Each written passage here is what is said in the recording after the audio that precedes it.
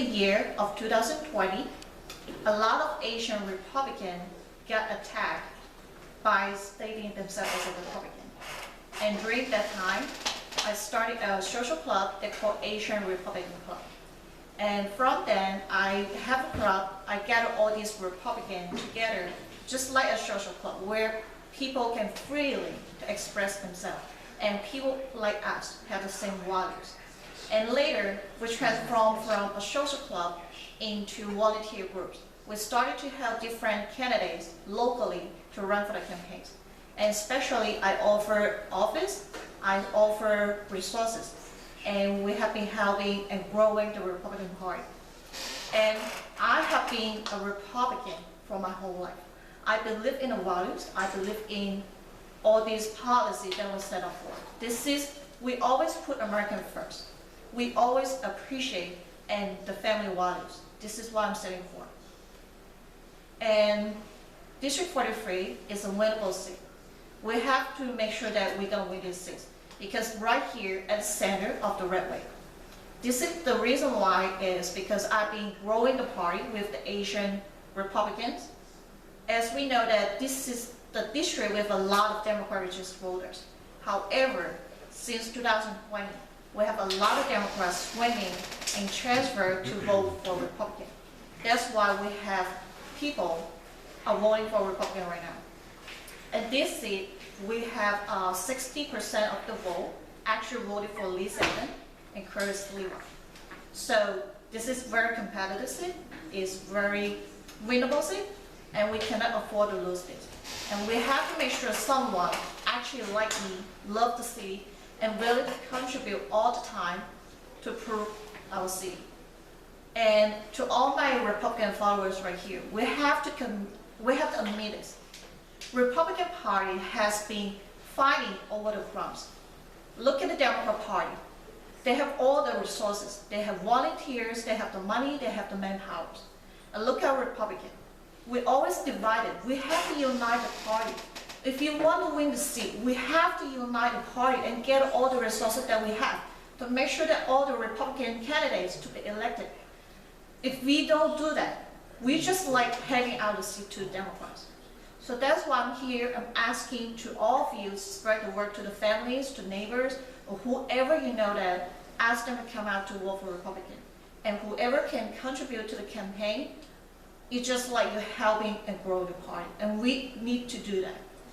And this is what I've been doing for the party for many years. And I will continue to do it. I cannot do it alone. That's why I need to run for the office. And I could improve, like affect more younger generation to get involved with the politics. And we could encourage more voters to vote for Republican. Because through the grassroots campaign, I was able to unite a lot of non-Asian Republican, not only Asian Republican. I also united different community to be together, to unite. And this is something that I've been doing like throughout the whole campaign, and I will continuously to do that. And hopefully you can do it too. Yeah, that's it.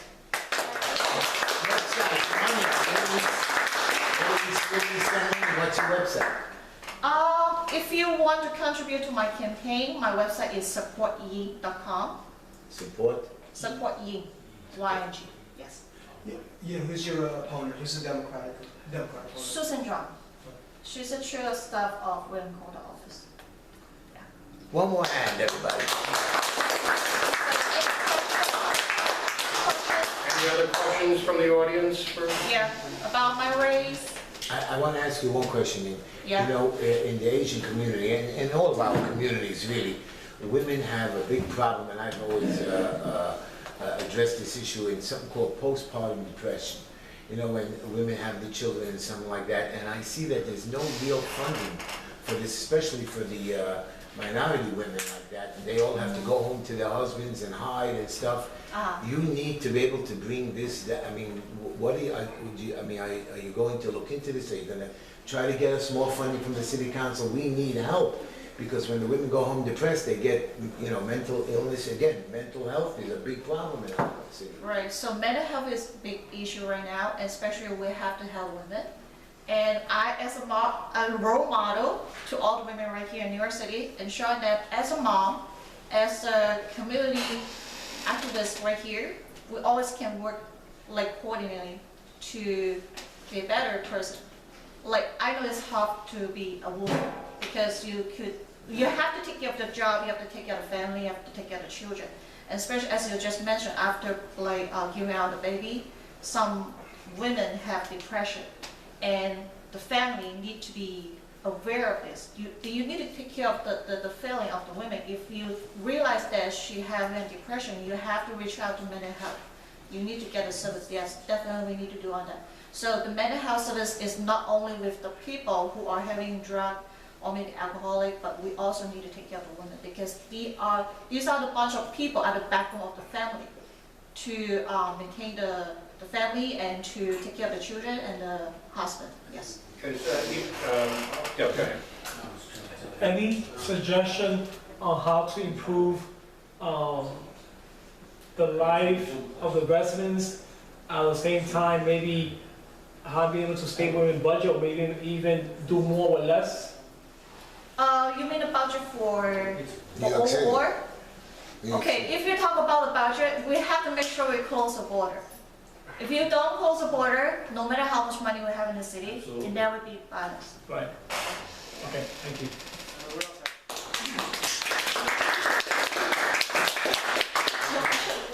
No, we also have to stop the sanctuary city status.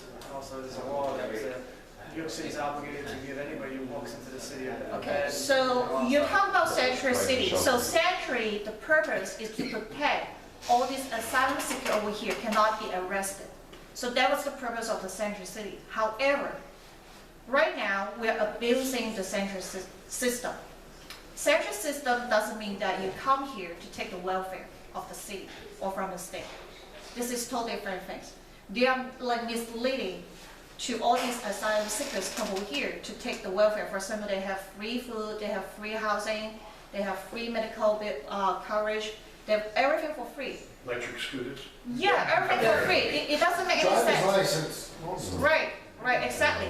And now they're sending the work permit, so it doesn't make any sense. So it's not about the sanctuary city, it's people actually misleading and misuse as the sanctuary city.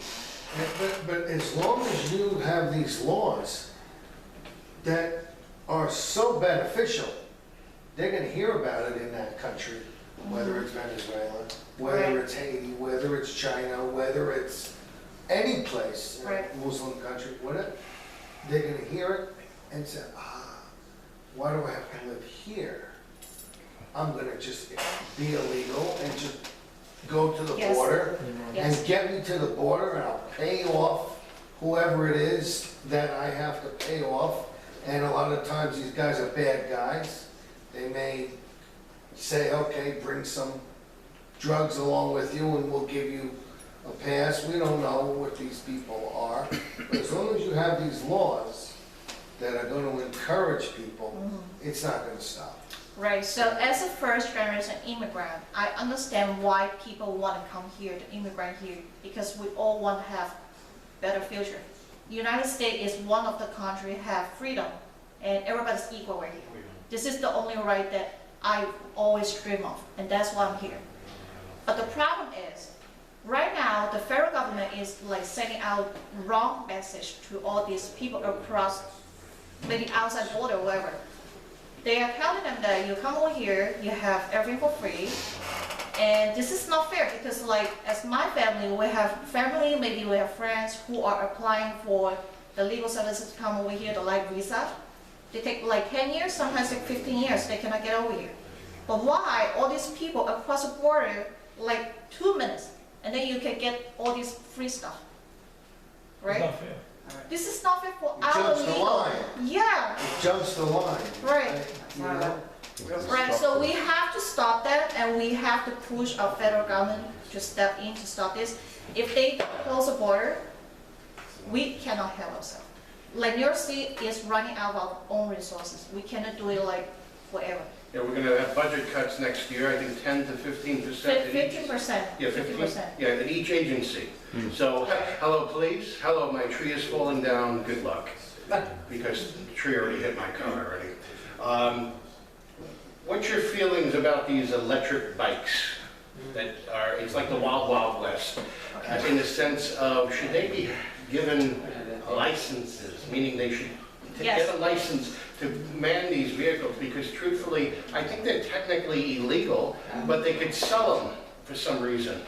So maybe tell them you can't sell them, and then they won't be on the road so easily. 'Cause You can't everybody- sell them until you get just Right. exactly like an Right, that automobile. You was have the to have your Right, what I'm insurance saying, and technically, registration and. the electric vehicle, these bikes were, I think they technically are illegal to begin with. Right, right. Police are not cracking down on them, but they're allowing them to be sold in these bike shops.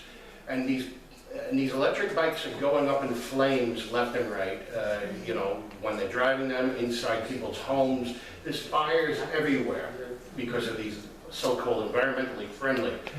Just had it in front of me. Just had one, you mentioned that. Yeah. It's Well, everywhere. he just had one on the way here. He said there was an electric bike that caused the fire. So they're everywhere.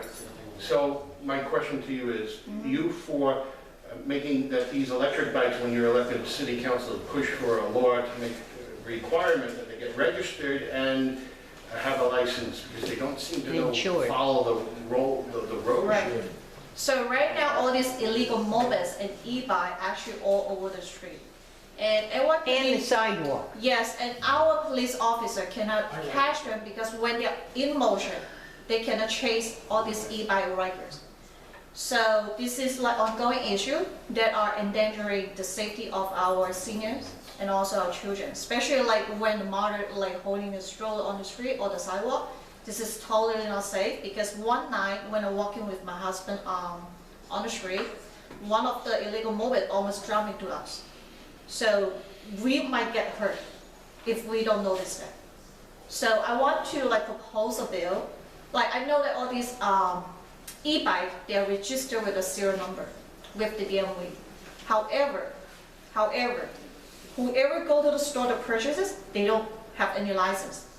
And I will propose a bill to make sure that whoever go to the e-bike store or maybe purchase a moped, whoever, whatever is the motor, we have to make sure that they have the license or they have the learning permit or they have the insurance already on hand. And then we can allow them to buy the e-bike or the mopeds. Because this is the only way that we can prevent them. I understand that all these e-bike stores, they need to make business, but we have to make regulation. Our like fire department, they still checking out all these e-bike stores, but it's not gonna help because they cannot control what or who they can sell to. So if we have the law to prevent and make sure that whoever comes to the store to purchase the e-bike or the mopeds are insurance or have the license, we can prevent them. So this is something that I will work on. Yeah, so there's liability. If they hit you, you could sue someone, right? Yeah. Any other questions from the audience before we? Same with regular bikes with pedals. The statistics, the accident statistics are exactly the same in the old days with pedaling bikes as it is with electric bikes. Oh, they have a lot And of. furthermore, the fires Yeah. only occur when somebody leaves their charger on too long. It takes hours. The You battery leave it get on into fire. overnight for 6 or 7 hours more than you need to charge it. That's when it'll. Also, the replacement batteries, as these bikes get older, they're substandard batteries, they're bootleg, so to speak, and these things start to go up in flames, and try You know, putting that out with a they tend hose. to die, and nothing happens to them if they're There's a lot old. of fires, a lot of people died already. Yes. Paul, you mentioned Well, one the of thing is, on the way here, if you look at your Citizen app, there was like a 5-alarm fire off by, so I'm surprised, there was a warehouse that was full of these e-bikes and scooters that caught fire, and, you know, it's basically Well, 5, 6, You you know. could bet some guy was charging it and he left the charger on all night. I don't know, this was in a warehouse, I have no idea how it caused the fire, whether they were all plugged in or not. But it's something that happens more frequently. The difficulty is not so much that catches fire, is that it's not so straightforward to put out. Right, It's not like you could just put water on it.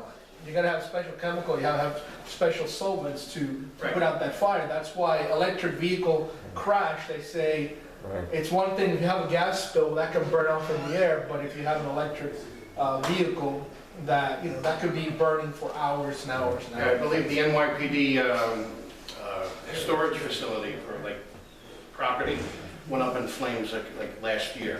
And that was a big major fire, and it was an e-bike that caused it. I doubt the NYPD was plugging it in for the guy that's missing his bike.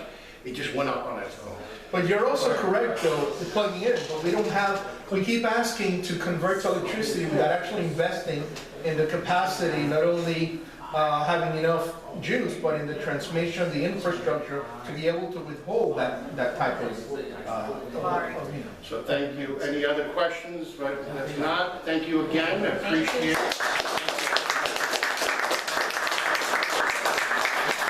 Once again, if everyone's interested in joining Ying in her campaign, check out her website, and you'll post up on our pages, and make sure you vote.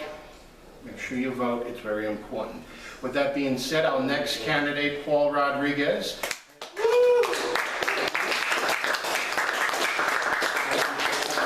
Thanks, Glenn.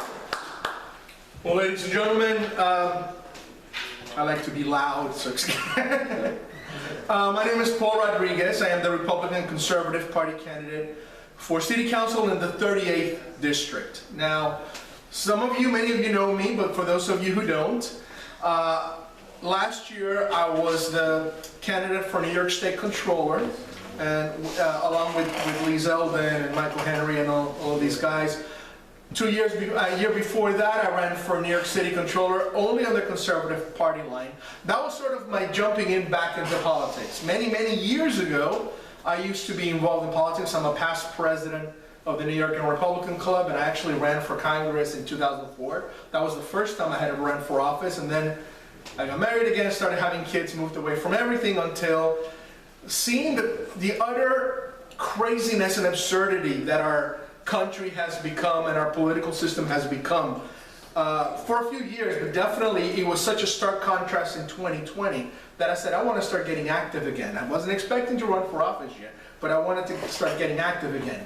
Being in a country where now people cannot simply air their disagreements or their grievances. It used to be years ago, you and I disagreed, maybe you tell me to F off, vice versa, we go our separate ways, go forward.